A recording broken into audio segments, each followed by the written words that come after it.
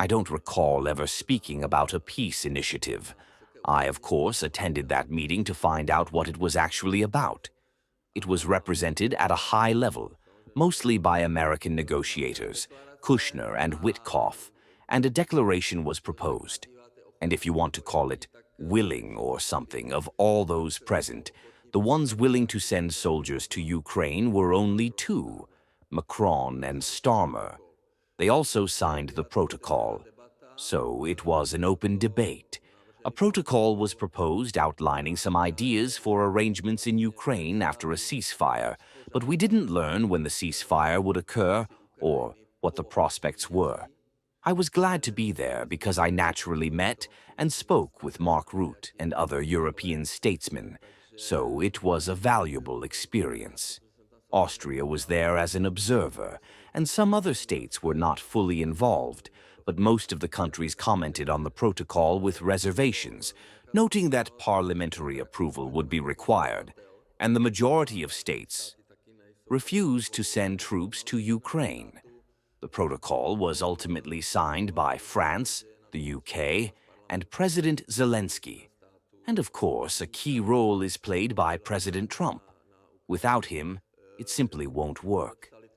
One prime minister even spoke there, Edi Rama, a legendary figure, who asked why Europe isn't negotiating with Putin, since Europe, Zelensky, America, and Russia are involved.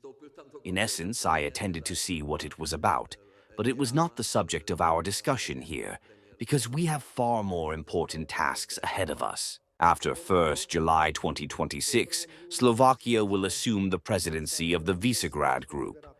I would like to announce in advance that we will be exceptionally active, and we will do everything possible to ensure that the V4 once again regains the strength it used to have in the past, a strength that lay in the ability of the 4 EU member states to formulate their own positions and stances, which were capable of influencing the internal life of Brussels.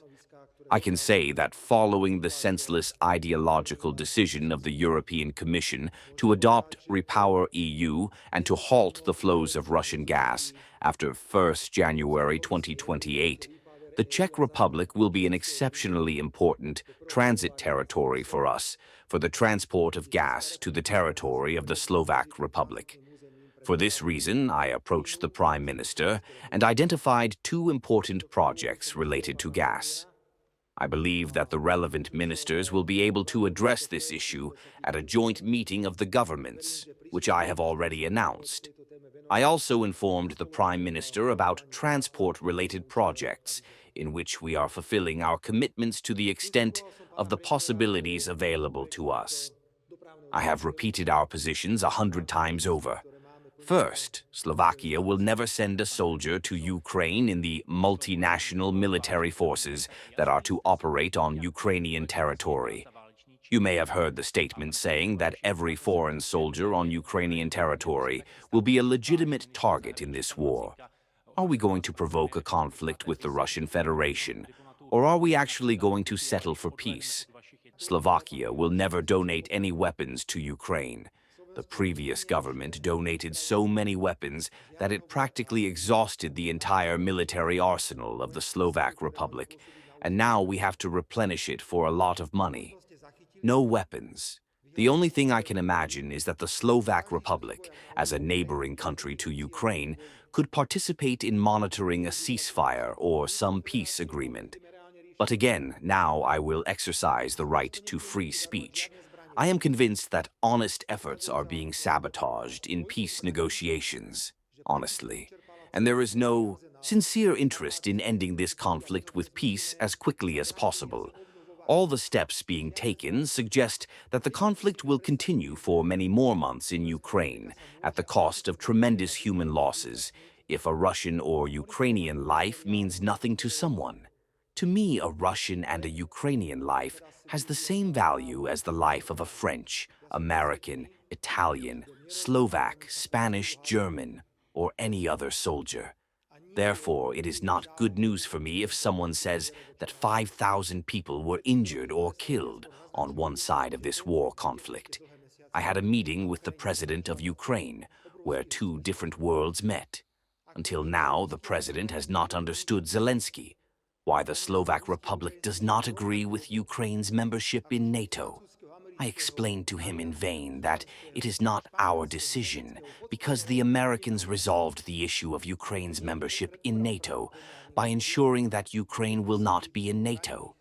We claim that the fact that Ukraine will not be a NATO member state is a fundamental prerequisite for any peaceful settlement after the end of this military conflict.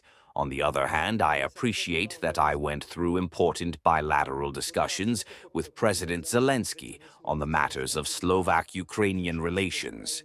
Therefore, I prefer mutually beneficial bilateral relations with Ukraine. If I went to Paris, I would have to repeat the same thing. No soldier, no weapons, no war loan. I want to hear the word peace. The only thing we are prepared for is a monitoring mission, because we do have linguistic proximity. We know each other. You know, Mr. Editor, in those first hours of the crisis, our people not only opened their arms in Slovakia, our people also opened their hearts and homes. They sheltered Ukrainians, gave them food. A large number of Ukrainians work in Slovakia today and live under the full protection of the Slovak Republic. If I take the share of aid relative to GDP, we are among the countries with the greatest assistance provided to Ukraine as such. But again, I am convinced that what is currently happening is not leading to peace. Is it the prolongation of the conflict because someone still believes in a strategy that is wrong and bad?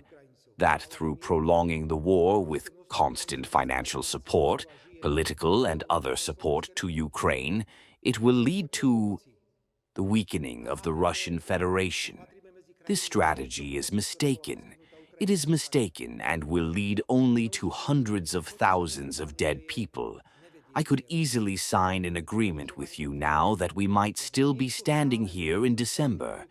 The only difference will be that the Russians will be farther away and there will be 500,000 dead. What would we achieve with that? Who is this all good for? So, I have a fundamentally different view on the war in Ukraine. Fundamentally different. I make use of the freedom that I am a long-time Prime Minister, and I express these views, as you hear them now, openly everywhere, and I have never been ashamed of them, and I will continue to express them wherever possible. As far as the war conflict is concerned, and my view on what constitutes a war cabinet and what does not, we are very mistaken if we believe that through the war in Ukraine, the greatest victim of this war is Ukraine. Someone is settling scores with the Russian Federation. This is the greatest mistake, and unfortunately, Ukrainians will primarily pay for this mistake. But of course, in this struggle, a huge number of people are also falling on the other side. It is massive. It is a huge damage. It is a huge mistake. It is a huge blunder. Je to obrovská škoda, je to obrovská chyba, je to obrovský omyl.